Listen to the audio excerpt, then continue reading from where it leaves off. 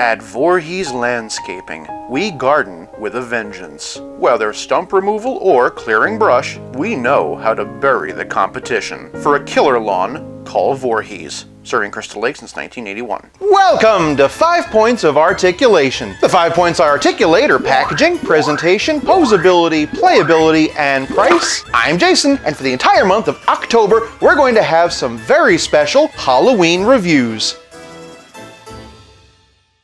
Last time, we reviewed the Ultimate Michael Myers from Halloween 2018. Today, we're going to look at the Ultimate Jason Voorhees from Friday the 13th Part 7, A New Blood. Starting off the packaging, and we can see a similar window box to what we saw with Halloween. Movie poster on the front flap. On Friday the 13th, Jason is back. But this time, someone's waiting. Yeah, me! I've been waiting forever for this figure. Opening it up, and here's all the goodies. Once again, we get a fantastic product shot. Picture and logo on the sides. Same at the top. Legal on the bottom, UPC for those who want it, and more product shots on the back. There's a curse in these woods. Jason Voorhees curse. They say he died as a boy, but he keeps coming back. Few have seen him and lived. Those who do usually die in the opening scene of the next movie. These figures are called Ultimates for a reason, and the boxes are no exception. For packaging, I'm giving Part 7 Jason 1 whole point. Moving on to presentation, and Jason stands at just over 7.5 inches. Part 4 is my favorite Friday the 13th movie, but A New Blood comes in a very close second. The film was directed by John Carl Buechler, who was a 1980 special effects artist, and it absolutely shows in this design. Hands down, this is my favorite look for Jason Voorhees. Neca has done a stellar job in recreating it. I especially appreciate all the layering, not just the shirt, but even the pants as well. The film was originally intended to be Freddy vs. Jason. Unfortunately, Paramount and New Line Cinema couldn't reach an agreement. The result is a movie about Jason fighting a telekinetic girl that many people have quietly called Jason vs. Carrie. Interestingly enough, Buechler would go on to do a lot of the special effects in Nightmare on Elm Street 4. The film is also significant because it's the very first time that fan favorite Kane Hodder played the character. Neca spared no expense in bringing this incredible look to life. One of the things that makes this version of Jason stand out is the mask. Notice that a huge chunk of it's missing and you can see his craggy teeth underneath. You can take that hockey mask off and reveal a face that only a mother could love. I've actually had the pleasure of meeting Kane Hodder at horror conventions. If you ever get a chance, he's a lot of fun. I'm pretty sure I talked more about the movie than I did the actual figure, but honestly, the pictures speak for themselves. For presentation, I'm giving New Blood Jason 1 whole point. Moving on to poseability, and Jason's head's on a dumbbell joint. Up this much, not a lot down. Really great tilt, and all the way around. He does have swivel hinge shoulders, but I'm going to warn you, they are a bit stiff. It's mainly because of all these soft rubber overlays rubbing up on each other. Just like Michael Myers, he has that double jointed elbow system I'm not all that crazy about. Even so, he does actually get a pretty good range, and also swivel. And speaking of swivel, his forearm swivels as well. Swivel hinge for the wrists, and a pretty decent diaphragm joint. In addition to that diaphragm joint, he also has a dumbbell joint in his waist. Using both, he can arch back that far, and hunch over that far. Below the waist, he has ball jointed hips. Pretty good amount of swivel in them too. Single jointed knees, they also swivel. And just watch out because the rubber pieces do catch on each other. And then moving all the way down, his feet hinge forward, hinge back, and pivot. Kane Hodder threw himself into the role of Jason way more than any other actor. This figure definitely captures that. For poseability, I'm giving Jason 1 whole point. Before we continue, if you like this video, do me a favor and give it a like. Moving on to playability, and Jason comes with his alternate screaming head. It does a fantastic job of recreating one of the most iconic moments from the film, and where there's this scream, you know what that means. The shattered mask from when not Carrie used her telekinetic powers to break it. It plugs into the back of the head like so. This scene was not only one of the coolest shots in the movie, it was also the coolest reveal of Jason's face. And just a heads up, when you switch them out, the chain has a tendency of falling off. Moving on down, Jason comes with weapon holding hands, and boy howdy does he come jam-packed with gardening tools. Naturally, he comes with his signature machete. He also comes with a butcher knife. Mine's bigger. Or however Jason would talk if,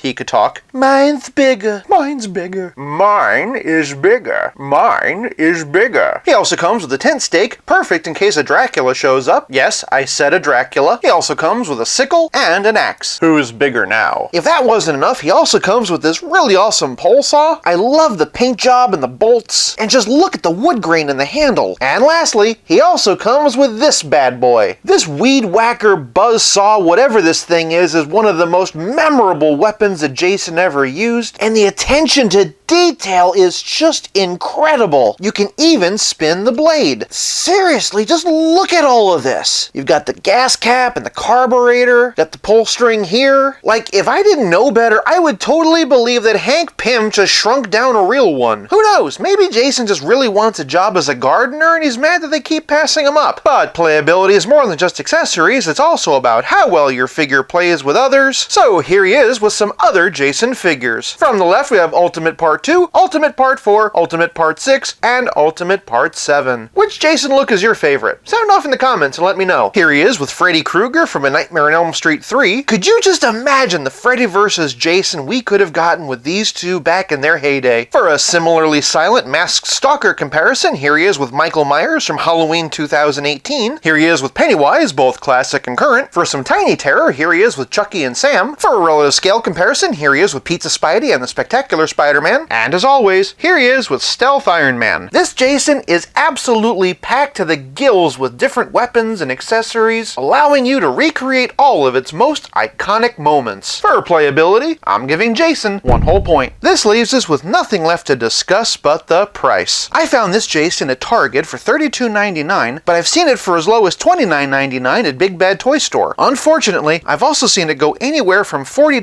to $60 from third-party sellers on sites like Walmart and Amazon. This is an awesome Jason figure, possibly the best one ever made. If you're a Friday the 13th collector, this figure is a must, but do be patient and shop around. Like Jason at the bottom of the lake, we've waited a very long time, but I promise it's worth waiting just a little more. For price, I'm giving Jason 1 whole point for a grand total of 5 out of 5. For a couple of other Halloween related videos, click here and keep checking back for the rest of the month for even more. Thank you so much for watching. I'll be back again real soon, but until then, play nice and have fun.